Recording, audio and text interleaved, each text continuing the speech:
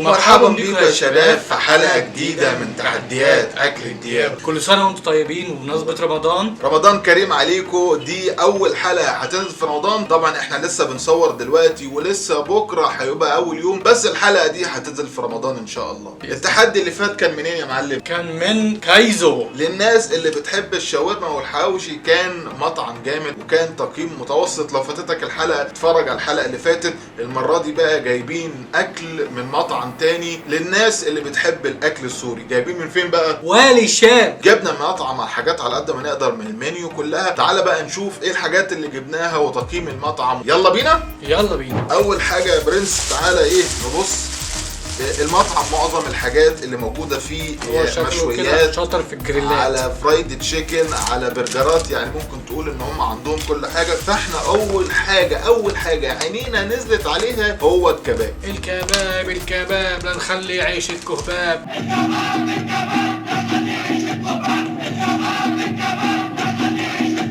دي وجبة كده يا معلم، ربع كيلو مع حبة طحينة مع حبة سلطات وبابا غنوج. تعالى بقى نشوف الكلام هيبقى على ايه. وقبل ما نقول ايه الكلام، اهم حاجة السعر. دي تمنها 75 جنيه. تعالى عشان المراوح هنا تحفة. في كمان رز. اخبط بقى ايه شوفتك معلقتك، شوفتك بقى ومعلقك. تعالى بقى نشوف ايه. ومنديلك اهم حاجه المنديل عشان اللغوصه. ايوه نمسك المنديل اهو. طبعا احنا مالناش دعوه بالشوكه. اول حاجه ناخد المخلل بتاعهم الاول عشان نقيمه. والاهم الكفته. هي الكفته شكلها عامل كده ايه، محروقه يا برنس. معموله على الفحم. هي معموله على الفحم بس شكلها اتحطت على الفحم لحد ما بص ايه قالت كفايه عليك كده. الاهم الطعم شغاله. الكفته طعمها لذيذ. الوجبه زي ما انت شايف عزيزي المشاهد وجبه الكفته عباره عن طحينه وحبه مخلل والربع كيلو بتاعنا وحبه رز ابيض. يلا بينا بقى ندوق ونشوف ايه الكلام. يعني عاده النوع ده من الوجبات بيجي معاه رز بسمتي. هما المره دي جايبين رز بلد. شكلهم بيعملوا مع الوجبه رز ابيض طعمه مظبوط. هو الاجمد في الوجبه ان محطوط على الكباب حبه كده حبشتكنات، حبه بصل، الكفته حبشتكنات تحفه. عجبتك الكفته؟ بصراحه الكفته عجباني جدا والرز تحفه. يعني الوجبه دي تستاهل الثمن. وهل جودتها فعلا؟ انا عن نفسي مقتنع جدا ان ده لو ثمنها كده انا ممكن اجيبها تاني وتالت ورابع. الكميه بتاعت الوجبه حلوه، السعر ممتاز، وجوده الاكل كمان احلى. حلو قوي يا معلم، عليها 8 من 10. المشكله الوحيده في الوجبه دي ان الطحينه بتاعتهم ميه خالص. يعني في ناس بتعرف تظبطها، بس غير كده الوجبه تمام. حمينا كده يا شباب باول ايتم معانا، وكانت بدايه مبشره وكانت النتيجه حلوه وتكيفنا، بس مش عايزين نسبق الاحداث. تعالى بقى نشوف الايتم اللي بعده. يلا بينا. اوبا ايه بقى يا برنس ده؟ دي الباستا الوايت صوص للناس اللي بتحب المكرونات، وبالاخص الوايت صوص. هم عندهم نوعين، عندهم باستا ريد صوص وعندهم باستا وايت صوص. وسعر الباستا عزيزي المشاهد 50 جنيه. زي ما انت شايف حجمها كبير وشكل الكميه بصراحه اكبر مما كنت متخيل. ده غير كمان ان بيجي معاها شويه سلطه. تعالى بقى ندوق ونشوف ايه الطعم. ممكن تبقى الحاجة الوحيدة اللي هتبقى مشكلة الباستا ان هي مش محطوط عليها يعني ايه فراخ او لحمة. هي باستا سادة يعني مكرونة بس. تعالى بقى نشوف هل فعلا هتبقى حلوة ولا هتطلع في الفكسان. انا حاسس ان هي في الفكسان. يا نهار مش باين عليا وعلى سنيني. المكرونة يا شباب يعني مكرونة عادية تكاد تكون مسلوقة. هي مسلوقة ومحطوط عليها حاجة بيضة. المكرونة طعمها مش قد كده وتحس ان هي عدبة. محتاجة حاجة يا معلم تتحط. باستا معمولة بشوية وايت صوص مش باين طعم اصلا الوايت صوص في المكرونة. محتاجة مثلا حبة بصل، حبة بهارات، حبشتكنات، اي حاجة بتقولها. لكن هي سكة. الاكلة دي محتاجة جنبيها حاجة، يعني ما ينفعش تاكل كده، لازم معاها فراخ. لكن دي يعني طلعت اوحش مما احنا ممكن نتخيل. انا عن نفسي دي انا اديها كتقييم 4 من 10. دي يا معلم داون ريتد جدا. كمان الايتم ده فاكست منيهم، ما كانش بصراحة قد كده. تعالى بقى بسرعة نلحق نفسنا بالايتم اللي بعده. هنشوف الدنيا هتطلع معانا ولا هننزل تاني. ده بقى للناس اللي بتحب الجبنة، بتحب الحلومي. واخد بالك ده سندوتش حلومي جبنة صاج زي ما انت شايف. ده حجم سندوتش 30 جنيه. هو ماله عامل زي العيان كده يعني طالع من غرفة الانعاش. حاجة كده معلم على ايه في الحنين للناس اللي بتحب الحاجات اللي ممكن على الهادي يا زبادي. سعرها مش عالي. فخد كده. طبعا ايه السندوتش حجمه مش قد كده، بس تعالى ايه نشوف طعمه هيبقى عامل ازاي. اخبط انت دي. وانا ايه اول ما تبص كده للسندوتش تلاقي طبعا في الجبنه الحلوني اللي هي المفروض هنشوف دلوقتي طعمها بقى عامل ازاي، ومحطوط طماطم. يعني يمكن دي الحاجه الوحيده اللي باينه في السندوتش. هي الطماطم اللي محليه السندوتش اساسا. يمكن لو كان حط في السندوتش بقدونس كان هيبقى طعم السندوتش احلى اكتر من الطماطم. يمكن عشان انا ما بحبش الطماطم قوي، لكن سندوتش ثمنه 30 جنيه مع الحجم والجوده بتاعته شغاله، هو مش وحش. بس ده يستاهل 5 من 10. مش اي حد هيعجبه السندوتش ده الا اذا كنت من الناس اللي هم بيقولوا عليه وتشيك الجبنه. الايتم بقى اللي جاي هو الايتم اللي فعلا التحدي الحقيقي للمطعم، وهو ايه؟ الفته. فتة الشاورما.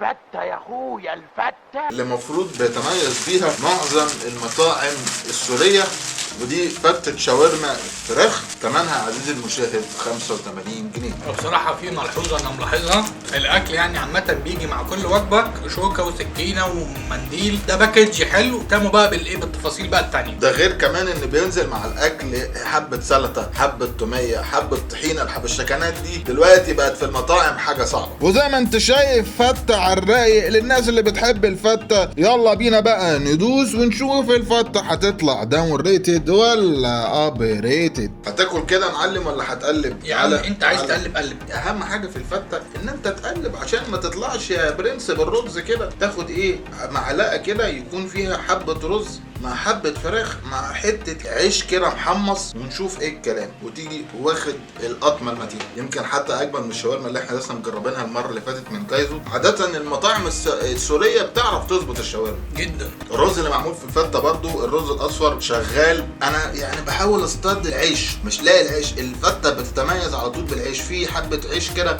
وهم تحت قليلين جدا، عشان كده بقول لك لازم نقلب. تحت بتنزل تحت بالمعلقه وتطلع بالعيش. يعني انا مثلا من الناس اللي بحب العيش اللي يبقى في الفته يبقى عيش محمص. هم مش عاملين عيش طري، عيش محمص، عاملين عيش عادي. يمكن بس عشان الشاورما جايه سخنه. دي برضو من الحاجات اللي بتميز بصراحه المطعم بتاعهم، ان الدليفري جه بسرعه والاكل جاي سخن مش جاي بارد. يعني تحس فعلا انه طالع من المطعم عليك. تقدر تقول عزيزي المشاهد ان دي اكتر حاجه احنا دوقناها لحد دلوقتي في المطعم جامده عندهم، وعشان كده هنديها 9 من 10. فعلا تستاهل السعر وتستاهل الكميه، الجوده بتاعتها مظبوطه. طبعا احنا كده دي فكه الحلو بقى اللي احنا اكلناه، ده فكه الحادق. كده احنا جربنا حبه سندوتشات على حبه وجبات على حبه فتات. تعالى بقى نشوف الحلو. ومفروض دي ايه؟ الزيتونه الكريزه اللي بتبقى على التورته من فوق. قول لنا بقى الكريزه دي ثمنها كام؟ الكريزه دي عزيزي المشاهد ثمنها 65 جنيه. ودي الكنافه اللي بالقشطه. في طبعا كنافه عندهم برضو بالجبنه، بس احنا قلنا ايه يعني بما اننا بقى داخلين على رمضان خلينا في القشطه. وادي شكل الكنافة بالقشطة زي ما انت شايف، داير ما يدور ومتقطعة 4/4. تعالى بقى ندوق ونشوف هل القشطة ولا الجبنة هي اللي هتبقى احلى. القشطه يا معلم مفروض يعني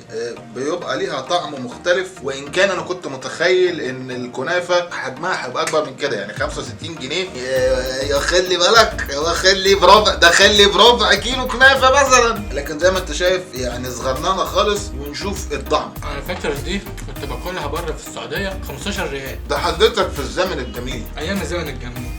هي الكنافه بصراحه طعمها حلو، بس يمكن القشطه طعمها مش قد كده، مش واضح حتى كمان في الكنافه، نقطه شربات. ما يمكن هما بيعملوا الكنافه دي ناشفه. انا كنت متخيل ان الكنافه دي هما اللي بيعملوها في المحل، بس واضح كده من الباكجينج ان هي بتتجاب من حد تاني. يعني واضح ان هنا في زي مش عارف ويل كلاب، دي مش بتاعه المطعم. انا اللي خلاني اطلب الكنافه اللي بالقشطه دي مطعم اكل سوري، فبالتالي يعني مفروض الكنافه تبقى كمان سوري وتبقى طعمه كده ولذيذه. بس هي الامانه مش وحشه، هي شغاله. يعني هي مش جامده، مش واو، وفي نفس الوقت مش وحشه، مش هي يعني هي لا واو ولا هي. تقدر تديها برضو 5 من 10. ده زي حالاتنا اللي متعود ان هو ياكل الكنافه بالشربات، يعني واخد بالك بتخلي طبعا طعم الكنافه مسكره اكتر، فهي بالنسبه لنا تحس ان هي ناشفه. الاوت سورس بتاع الكنافه يا والي الشام حاجه فاشله. يعني بصراحه ما تكيفناش، كنا متخيل ان هو هيبقى احسن من كده. وبكده يا شباب جربنا شويه ايتمات من والي الشام. جوده المطعم يا شباب كانت متوسطه بصراحه. كنت متخيل ان جوده الاكل عندهم هتبقى اعلى من كده، ويمكن الاسعار برضو متوسطه مش رخيصه. يعني تقدر تدي المطعم كجوده 6 من 10. لكن غير كده كل حاجه كانت تمام. الحاجه جت سخنه،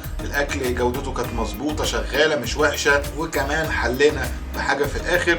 يا رب يكون الحلقه دي عجبتكم. ده كان ريفيو كده سريع عن مطعم والي الشام. اكتبوا لنا في الكومنتات ايه الحاجات اللي انتوا عايزين تشوفوها. طبعا في الفتره الجايه الفيديو ده هينزل في رمضان. اكتبوا لنا ايه الاماكن بقى الافتكاسات في رمضان، بيبقى مليان بقى عروض، مليان افتكاسات جديده خاصه بالشهر الكريم. وما تنسوش يا شباب معانا صفحه الانستجرام هتلاقوها هنا اهوت، وصفحه الفيسبوك برضه هتلاقوها هنا اهوت. اوعوا تنسوا تفعلوا الهاشتاج بتاع اكل الدياب. ادي زوبه زقه، عايزين نوصل لاكبر عدد من الناس الاكيله والناس اللي بتحب الاكل. اعمل لايك واعمل شير، ولو انت جديد معانا وعجبك المحتوى ما تنساش تفعل زر النوتيفيكيشن اللي هو زر الجرس عشان تتفرج على كل جديد. وممكن تخش على البلاي ليست اللي اسمها اكل الديابه عشان تتفرج على الحلقه اللي فاتت. يا رب تكون الحلقه دي عجبتكم، ونشوفكم في حلقه جديده من تحديات اكل الديابه. بيس.